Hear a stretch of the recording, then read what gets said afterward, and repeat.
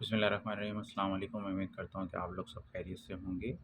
آج ہم بات کریں گے ہائپر تھائرائڈزم کے بارے میں۔ لاسٹ ویڈیو میں ہم نے بات کی تھی ہائپو تھائرائڈزم کے بارے میں۔ ہائپو تھائرائڈزم کے بارے میں جو ہم نے بات کی تھی کہ ہارمون مقدار جو ہمیں چاہیے ہوتی ہے اس سے کم بن رہا ہوتا ہے۔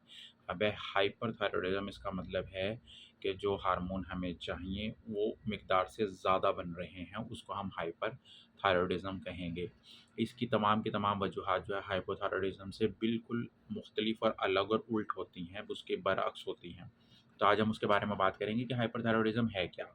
ہائپر تھائرائڈزم جیسے میں نے آپ کو پہلے کہا تھا کہ ہمارے یہاں پر ایک تھائرائڈ گلینڈ ہوتے ہیں، وہ T4 ایک ایسی حالت جس میں تھائرائڈ گلینڈ ضرورت سے زیادہ جو ہے وہ تھائروکسین اور T3 T4 ہارمون جو ہے جسم کے اندر بنانا شروع کر دیتا ہے، جس کی وجہ سے ہمارے جسم کے اوپر کیا اثر ہوتا ہے کہ ہمارا نظام نظام تیز ہو جاتا ہے، دل کی دھڑکن تیز ہو جاتی ہے، اعصاب پٹھوں اور نظام نظام پر اثر پڑتا ہے۔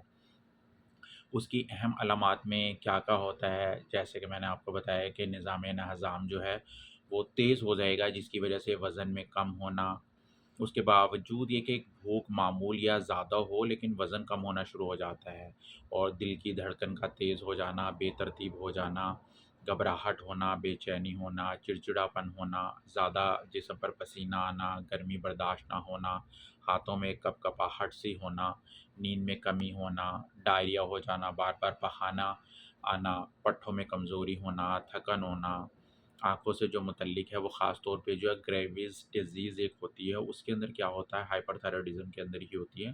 آنکھیں ابری ہوئی باہر کی طرف جو ہے وہ محسوس ہوتی ہیں، آنکھوں میں خشکی یا جلن اور محسوس ہوتی ہے، روشنی سے حساسیت اور ڈبل نظر آنا، خواتین کے اندر جو ہے ماہواری کا کم زیادہ ہونا اور بانجھ پن کا ہونا، یہ تمام کی تمام علامات ہو سکتی ہیں۔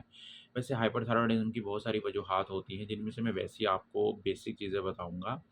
جیسے اس میں جو ہے گریوز ڈیزیز، جیسے میں نے آپ کو بتایا آنکھوں کا ابھر جانا، وہ آٹو امیون ڈیزیز کی وجہ سے ہوتی ہے۔